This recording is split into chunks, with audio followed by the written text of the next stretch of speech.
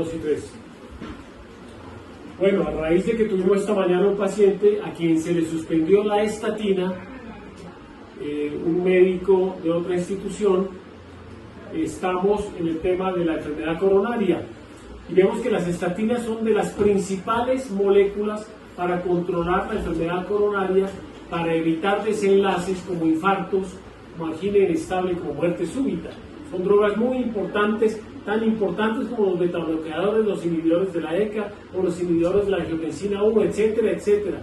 Son drogas que no pueden faltar porque son protectoras, sobre todo en pacientes que tienen hipercolesterolemia, que tienen el colesterol alto, la fracción LDL altas y las fracciones de colesterol más aterogénicas como las partículas pequeñas y densas, la ApoB y la lipoproteína A. O sea, tenemos que usarlas y no hay que suspenderlas. Hay muchos mitos, hay muchas leyendas sobre las estatinas, por ejemplo, que producen diabetes.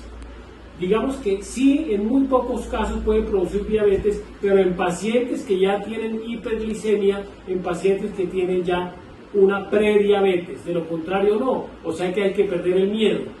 Otra cosa es que producen demencia y producen alteraciones cognitivas. Tampoco es cierto. No es cierto que produzcan demencia, ni alteraciones en la memoria, ni que produzcan alteraciones cerebrovasculares graves. Entonces se puede utilizar, incluso sirven las estatinas porque mejoran la función endotelial, mejoran la circulación cerebral y a todo nivel, y por lo tanto son benéficas. Y el tercer punto más importante por el cual sí muchos médicos y muchos pacientes por su propia cuenta suspenden las estatinas es por el síntoma de las mialgias, de las miositis. Eso sí se puede presentar en ciertos casos, tampoco es tan frecuente porque se confunden muchos síntomas que pueden deberse a otras patologías como una osteoartritis, como una artritis degenerativa, etcétera. Se confunden los síntomas y se le achacan los dolores a las estatinas.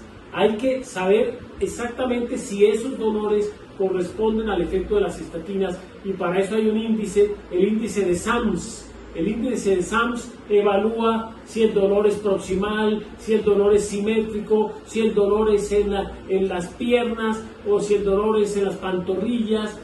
Eso sí puede dar credibilidad a que las estatinas sean las culpables de esos dolores. Si el dolor dura mucho tiempo, si el dolor no se suspende con la suspensión de las estatinas, etcétera, etcétera. Hay muchas variables que tenemos que apoyarnos en ellas para poder definir si suspendemos las estatinas. Entonces fíjense que son tan buenas las estatinas, ¿cierto?, que los beneficios superan grandemente los eventuales efectos secundarios. Otra cosa, que producen diabetes. Eso no es cierto porque el estudio de Lancet, que tuvo muchos metaanálisis, y el estudio también de Júpiter demostró que es muy baja la incidencia de diabetes en pacientes que toman las estatinas. Contraindicaciones, realmente no hay contraindicaciones absolutas para las estatinas. Hay que tener precauciones, por ejemplo, en mujeres muy delgadas, de bajo peso, en pacientes hipotiroideos, en pacientes que reciben medicamentos como macrólidos o amiodarona, puede facilitarse un poco los efectos secundarios de las estatinas. Pero en general son drogas muy buenas que favorecen y previenen el infarto, porque todos sabemos que la enfermedad aterosclerótica es culpable de más del 90% de la placa aterosclerótica que se rompe y se inestabiliza y puede producir un evento coronario agudo y la muerte. Entonces, por favor, quitémonos esos mitos sobre las estatinas. Son drogas seguras, son drogas buenas, son drogas útiles que junto a otros medicamentos obviamente van a bajar el riesgo cardiovascular. Obviamente no es solo el medicamento el que va a hacer el efecto benéfico. El paciente, además de las estatinas, tiene que bajar de peso, tiene que controlar su presión arterial, tiene que tener bien sus niveles de glucemia, de azúcar, tiene que hacer ejercicio, una dieta saludable, etcétera, etcétera, unos hábitos de vida saludables que junto con las estatinas hacen un equipo completo para la prevención.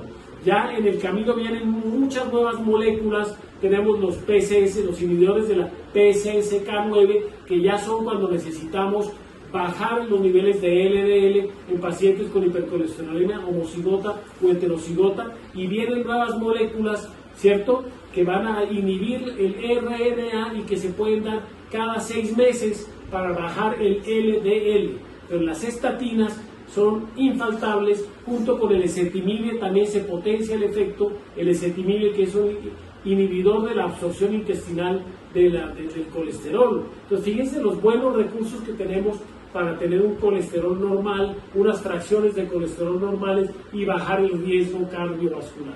Pues ahorita que estamos viendo la enfermedad coronaria, por favor, no prescindamos de las estatinas, sepamos que son drogas buenas, que hay que tener ciertos cuidados, pero por eso le hacemos seguimiento al paciente para evitar que los efectos secundarios puedan realmente generar problemas.